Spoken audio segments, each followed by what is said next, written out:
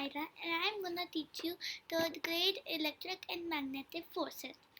Jenna went to a store that sold little glass animal. Near the cash register was a floating glass swan. The cashier called it a floaty display and told Jenna how it worked. They attached a small black disc to the bottom of the swan and set it on the center of a display box. When it was plugged in, it made the swan float. If you if could could also make the swan slowly spin. The display was meant to make people look at the swan. Jenna decided that the little box and the little black disc on the swan must be some kind of magnet. She thought about the design problems the floating display and most likely made to solve.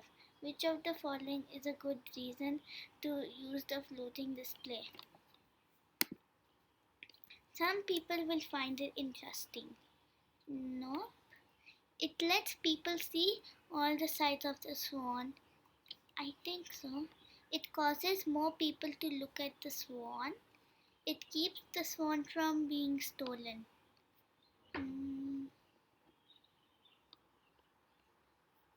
I think this one. Some people will find it interesting. And it causes more people to look at the swan. And I think also it lets people see all the sides of the swan.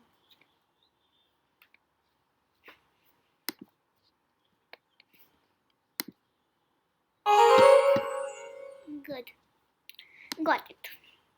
Which picture shows an example of objects being held together by magnets?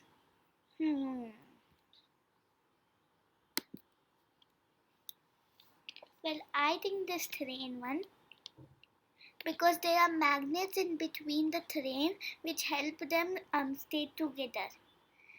And maybe these things might be also using magnets, like this railway also.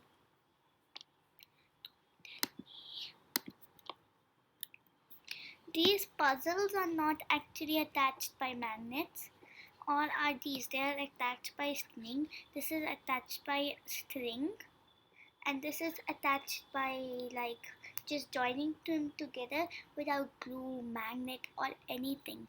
Just with the holes it gets stuck in. Wow! The picture below shows two electric charged objects. Plus means positive and minus means negative. What will happen to the two objects in the picture as they slowly move towards each other?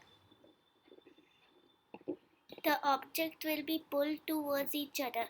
Well, when plus means positive and minus means negative, they both attract, but this is full of negative only, so they will repel. The objects will push away from each other. Yeah, the objects will not affect each other. This, I think this one. This it'll affect each other by getting them repelled, and the objects both will be pushed in the same direction. No, they will be pushed in a different direction.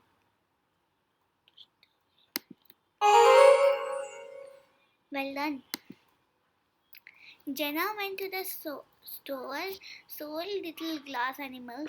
Near the cash register was a floating swan floating glass swan. There was a small black disc attached to the bottom of the swan. The box it floated over was plugged in.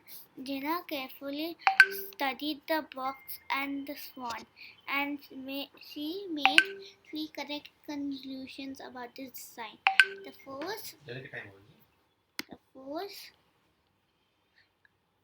force magnetism was making the swan float. Yeah. A magnet was attached to the bottom of the swan. The box under the swan was made out of. I think it was made out of metal. A minute, let me see.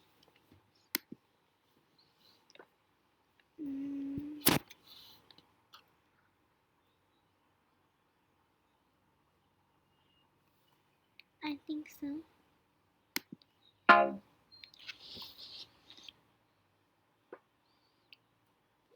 So it's mostly used. Okay.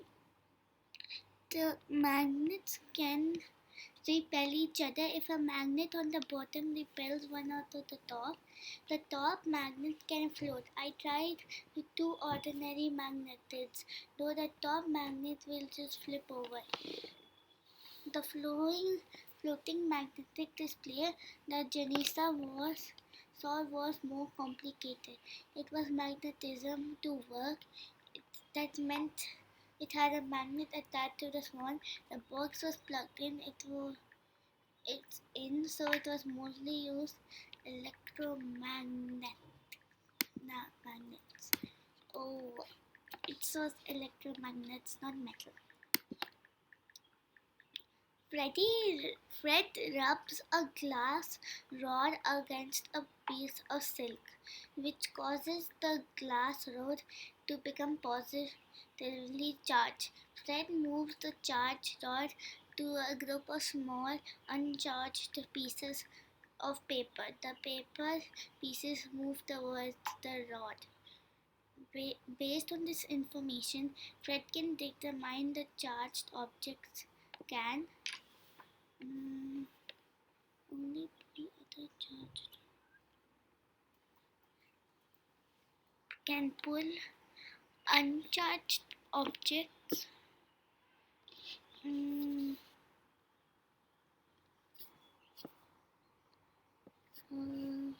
Destroy uncharged objects or push uncharged objects. I think it is B. Because pull uncharged objects is what the paper is. Uncharged objects is what the paper is. Wow. Clary likes to sleep with her bedroom door closed. During the day, she likes to keep her door open.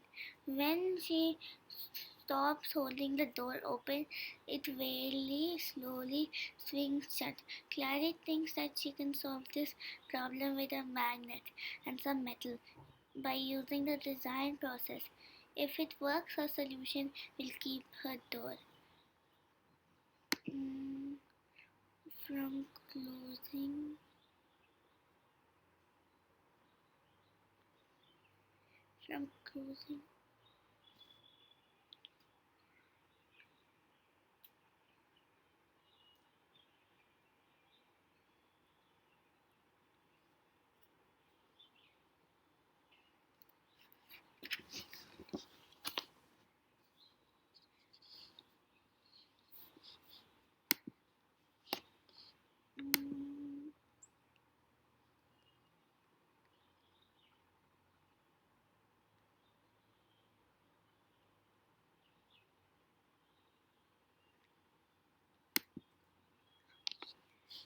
Closed until she opens it.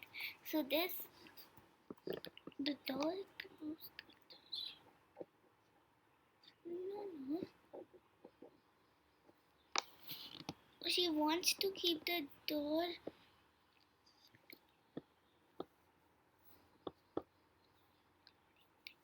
Clary thinks that she can solve the problem with a magnet and some metal by when she stops holding the door, it swings.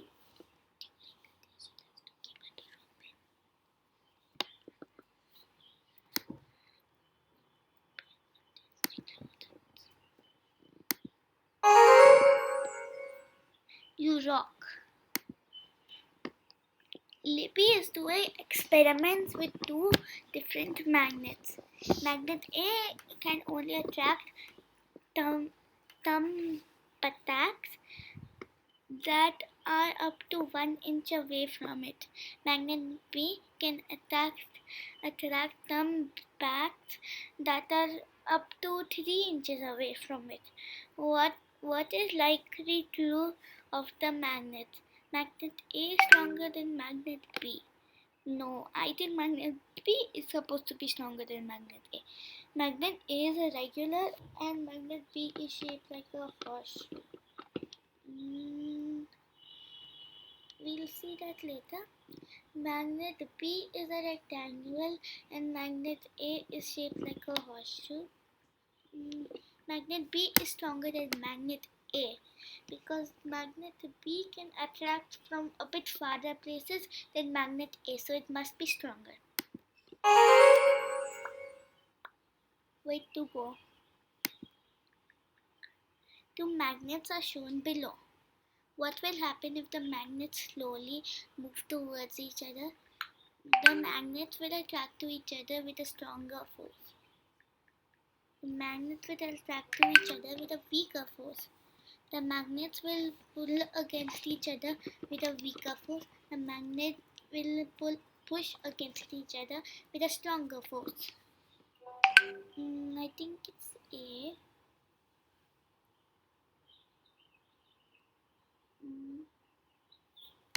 Yeah, the magnets will be attracted to each other with a stronger force. Bravo! The green gave his students a set of items. They had a toothpick, pencil, paper clip, safety pin, nail, and dime. He also gave them a magnet. He told them to predict which items are magnetic. How can they test their predictions?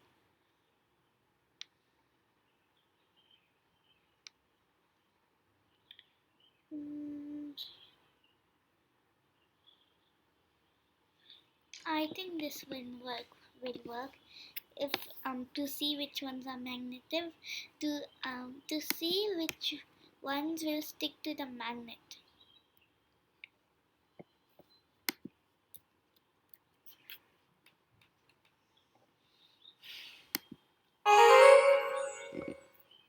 Way to go. How should the two magnets be moved so that they will have more attraction for each other?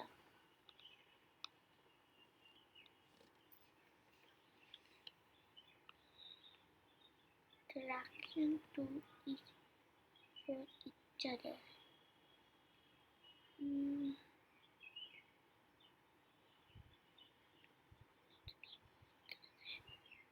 More attraction for each other. I think this way.